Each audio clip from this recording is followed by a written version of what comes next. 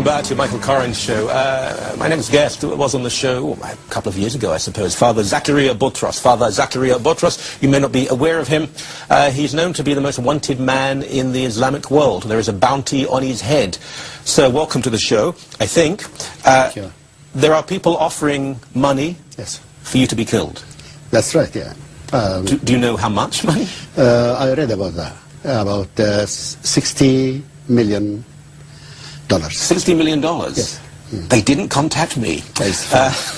I shouldn't joke about such issues. Why are you the most wanted man in the Muslim world? Because they say I'm the enemy number one of Islam. Because I expose Islam as it is. I read the books of Islam and expose it in front of the people. We have a TV show weekly on Fridays, and I read from their books and I ask, is this your Islam?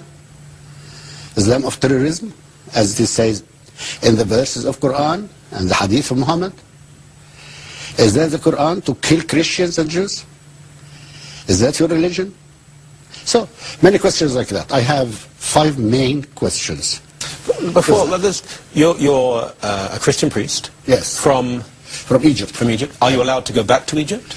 I hope that I won't, and they want that. They won't let you? They want me to be there in order to accomplish their mission. So you live in exile in the United States? Somewhere on the global earth. Okay. You can't be specific.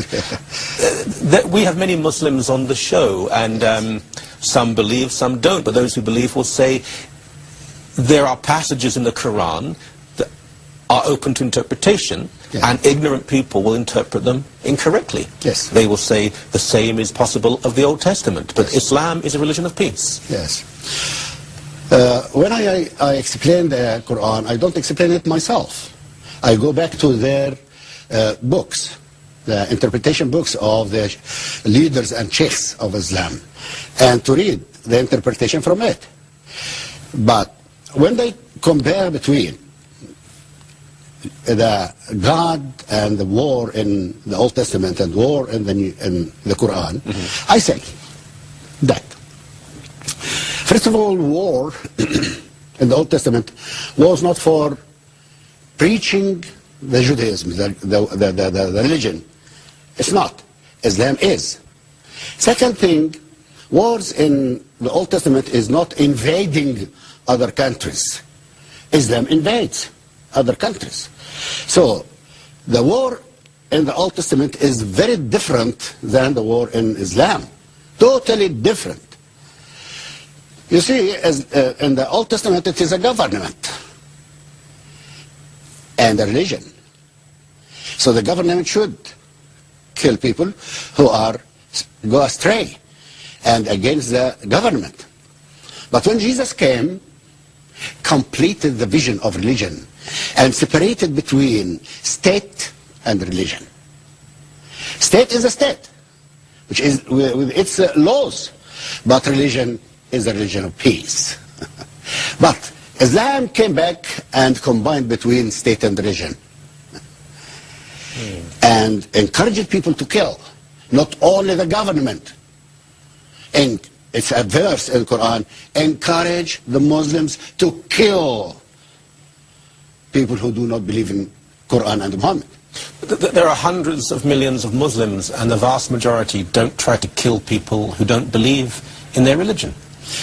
Yeah. Look, there are some people who do not believe in their religion, yes, and there are some Muslims who are moderate Muslims.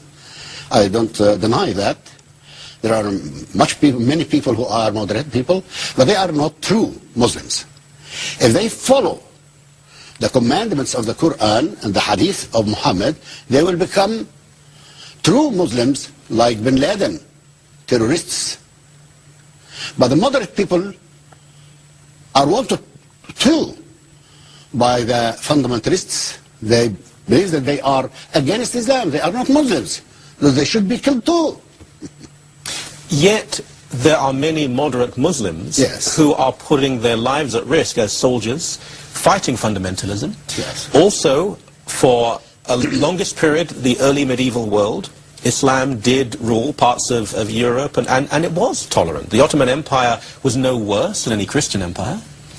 I don't compare between religions, between the people of religions. I compare between the books of the religion. I compare between Quran and the New Testament, the Bible. What are the commandments here and what are the commandments there? But people are different. They apply the commandments or not. You know, so I don't compare between people. I compare between books of the religions. So all the commandments in the New Testament are for peace and love. No word for killing. But when you read the Quran, you will find, or Quran and Hadith, you will find 53,000 and 213 verses and the Hadith speaking about killing. So we compare. If a Christian or anyone in Canada wishes to become a Muslim, they can. They're allowed to, and some do. If a Muslim, say in your country, in Egypt, if a Muslim wanted to become a Christian, would they be allowed to? A Muslim become Christian, yes, it's allowed and welcomed. So, but on Christian to become Muslim is prevented. No. So if a Muslim wants to become a Christian, to leave Islam... No, it's prevented, Yeah. prohibited at all, no. But Christian to become Muslim, okay, it's welcome. But Muslim to become Christian, then he will be killed. Is that the teaching of Islam, or is that some Muslims who are simply acting intolerantly? There are verses from the Quran and the Hadith telling to kill any person who go astray from Quran, from Islam.